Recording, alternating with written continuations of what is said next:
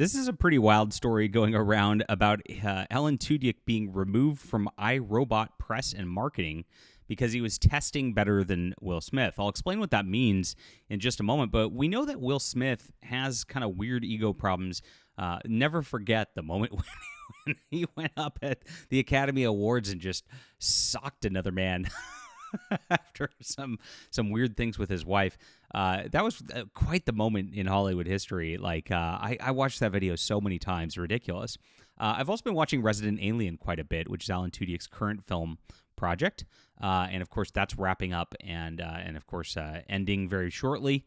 I like that show. I know I might get a lot of heat from people in the comments on this, but I do. I mean, I can't say it's my favorite show of all time, but I really like his performance. It reminds me a lot of like Robin Williams, Mork and Mindy. I'm going to really go back in time, which I did not watch live. I watched it on like Nick at Night when I was a kid. But it has kind of that feel to it, which is a lot of fun. It's got some good drama, good moments. Not perfect by any means. There's some lame episodes and some lame things that happen in it. But I like most of the cast and everything, too. I mean, I just think it's a really decent sci-fi show. And we haven't had one of those in a long, long time. So it's kind of sad to see it's leaving. So let's see what's happening with this.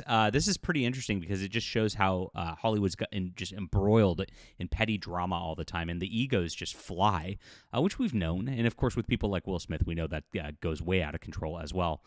Let's join us here as we talk about all things science fiction. This is your sci-fi news, my friends. Please hit the like, subscribe button. Glad you're here.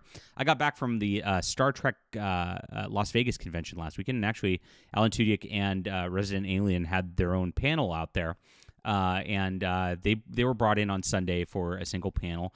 If you don't know this, Robert Duncan McNeil, who played Tom Paris on Star Trek Voyager, is a producer on the show. So he actually probably got them all set in to come out for that, and it was neat to see the cast there as well on that. I'm a science fiction writer myself, and I write... This is my Stars Entwined. It starts the Arishan War. If you like Star Trek, if you like Babylon 5, I really think this is a great series for you. I think you'll enjoy it. It's a trilogy that builds up a beautiful war between the Arishans and Earth, and of course, it really pays off by the end. So grab the whole trilogy. Starts here in the description below. Support our channel. It's available on ebook, print, and audio to make it easy for you. And I'm also, if you want to sign up for my newsletter, got that in the description below. I've got a beautiful space exploration series coming out very, very soon that I'm working hard on that I'd love for you to stay in contact with me over. Get in on this as well. And thanks for being here, guys. It's hard these days because the algorithm doesn't like YouTube commentary channels anymore. They've caused problems, and I don't want to lose touch with you over stuff like this. And this is what we got today. Like I said, a really interesting story. I like Alan Tudyk quite a bit, and he claims that 20th Century Fox removed him from press and marketing campaigns because he tested better than Will Smith. He did an appearance with Tuned with Jim Cummings. There's been a lot of Resident Alien press coming out as the finale's been coming up soon. And he's shared, a lot of people didn't know I did Sonny the Robot in iRobot, which is interesting because he also played one of the robots in the Superman movie, in the Fortress of Solitude just recently. So they like to cast him in these sort of silly robot situations. And there's a reason for that, because they were doing test audiences with the movies, and they score the characters in this kind of test audience. I got word back, Alan, you're testing higher than Will Smith. So the audiences actually liked him better than Will Smith, is what that comes down to. And that makes a lot of sense. I like him better than Will Smith. I would, anything that I would see the two of them in, I would test higher than Will Smith for him immediately, because he's a likable guy. That's what made Wash such an interesting character in Firefly, and that's why people resonated with that. It was very likable to hear him in the Superman movie. I really liked. He did a short sort of comedic series called Con Man. I don't know if you guys saw that. It's actually on Amazon Prime. You can watch it. And very low budget, produced it himself, and it's literally himself going to conventions where he's kind of playing a character who, quote, is himself, and it's really entertaining. And so he says, then I was gone. I was done. There was no publicity. My name was not mentioned. And so I was so shocked. I was like, but wait, what? How do they? Nobody's going to know that I. And they're like, and that was it. Nope, nothing to it. I put a lot into it because he had to move like a robot. So I had to move. It was whatever it was. And at the time I was very upset. It took me. That was something I had to. He cuts himself off at that point. And so interesting stuff that he was removed from this at the time, and that's just kind of how Hollywood goes. There's a lot of ego, especially with the lead actors. You see this in a lot of different shows where they actually complain about their subordinates and try to get them less lines, less airtime.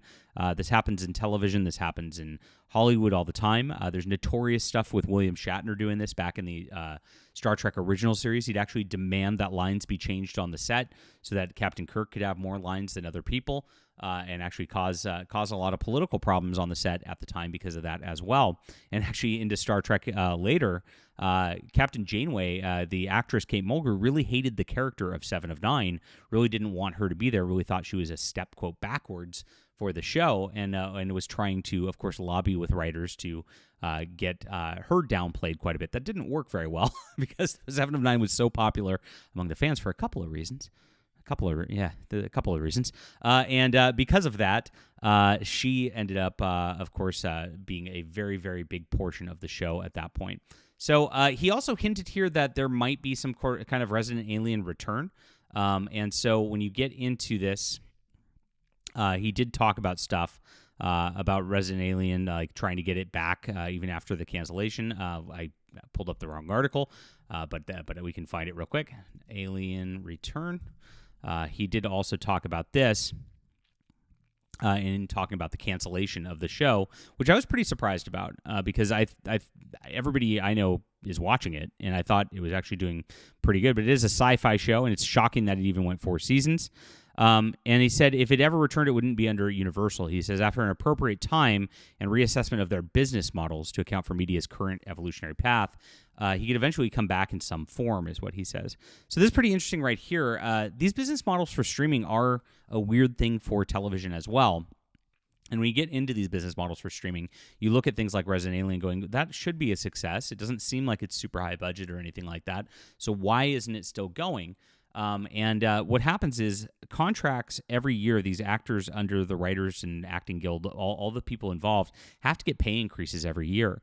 And so what happens is you try to keep the budget practically the same, and the budget then diminishes because the actors and writers and directors all are getting more money because they've been with the show for so long. It's like a seniority bonus type of situation.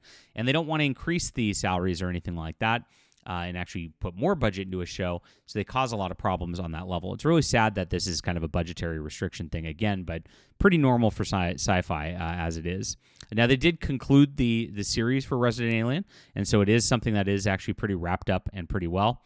And based on this response, he's holding out hope the show could return, obviously, and it would be under a different umbrella. And, of course, that's happening a lot these days, too. We saw this with Star Trek Prodigy, how they actually went for 2 seasons, and then it was picked up by Netflix for that second season. And by the way, Star Trek Prodigy, best Star Trek in years, if you've not seen that as well. A little sad that kind of didn't get going as well, but there was not very much marketing or anything put together around that. Now, Resident Alien was already a comic book, and so this is an adaptation of that. I've never read the comic book, can't speak to how that is, but it's interesting to see that they would like to return. Of course, it seems like Alan Tudyk really loves his projects and loves to keep them going, and he's still holding out for a Firefly return as well. But this is interesting today. Will Smith causing more problems, of course, with his own ego. What do you think about this? Leave a comment down below. Love to hear from you. Please hit the like and subscribe button. Join us as we talk about all things sci-fi and fantasy. I appreciate you all for being here. Make sure to check out The Stars Entwine. This is my new book in the description below. Not a new book. Why did I say new? It's an old book. But I've got a trilogy, and the new book will be coming that is spinning out of this series very, very soon to sign up for my newsletter. Appreciate you all for being here. We'll be back.